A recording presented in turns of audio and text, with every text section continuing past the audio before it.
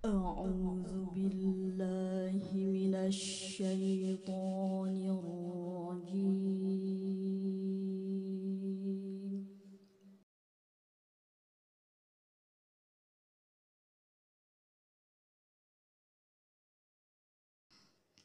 يا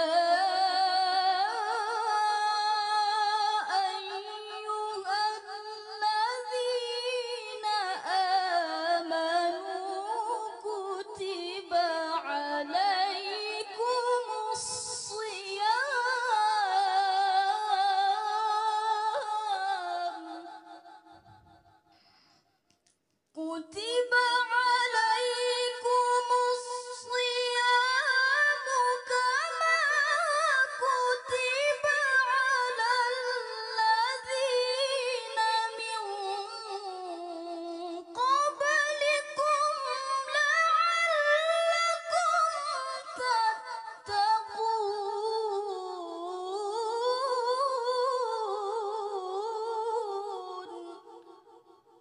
Bahwa tujuan saum untuk meraih takwa umumnya kita tahu tentang itu. Tetapi kalau takwa itu tidak berhasil diwujudkan melalui saum, maka tentu ini adalah saum yang sia-sia. Dan jarang orang yang merawat pengertian ini. Entah karena terlalu seringnya ayat tersebut didengar oleh kita, dibacakan oleh para ustadz-ustadz, para mubaligh. Bisa jadi juga karena hati kita yang tidak lembut, hati kita sudah keras, sulit menerima kebenaran, sehingga nilai-nilai mulia, nilai-nilai yang indah yang dikandung di dalam ayat Al-Baqarah ayat 183 tadi tidak berkesan apa-apa.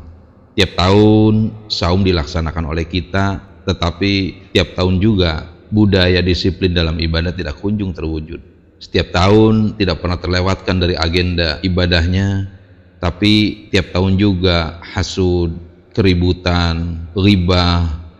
Yang unik dan yang mencengangkan kadang-kadang terjadinya tawuran di bulan Ramadan. Sesungguhnya ini hal-hal yang patut kita sesali dan kita ratapi. Dan ketika Ramadan rutin kita jalankan, anehnya setiap tahun juga korupsi merajalela. Miris hati ini jadinya. Maka ini memberi penanda kepada kita, sebab saum Ramadan yang disyariatkan itu adalah untuk meningkatkan ketakwaan. Jika di setiap tahunnya ketakwaan itu tidak pernah terwujud, lalu apalah arti saum Ramadan tersebut? Kemudian di ayat 184 surat Al-Baqarah, Allah menegaskan bahwa nilai kebaikan dalam Ramadan itu bisa diperoleh jika kita memiliki ilmunya. Di situ Allah nyatakan, dan saum itu lebih baik bagimu jika kamu mengetahui. Nah, untuk konteks sekarang, ketika saum bukan lagi pilihan di samping fidyah, sebagaimana awal mula disyariatkannya saum, maka saum tetap yang terbaik dibanding fidyah. Itu pun lagi-lagi jika kamu mengetahui. Bila kita selalu tersandera oleh logika-logika dan perasaan kita, maka semuanya itu bila tidak dibimbing oleh wahyu, pasti akan memberikan suatu asupan pemikiran kepada kita adalah lebih baik makan jika lapar datang daripada terus menahannya berpuasa. Seperti kata Bimbo, buat apa berlapar-lapar puasa? Demikian pula bila kita sudah berkeinginan ingin bertemu istri, maka logika manusia pasti akan menyeret kita, temui saja istri kita. Kenapa harus ditahan-tahan? Inilah problema yang apabila kita itu menjadi hamba-hamba logika yang tidak terbimbing oleh wahyu, karena logika itu sistematikanya akan menjadi komprehensif dan menjadi sempurna, menyempurnakan keberadaan diri manusia kita sendiri adalah apabila logika kita ini dibimbing oleh wahyu dan nasihat-nasihat dari Nabi kita Shallallahu Alaihi Wasallam.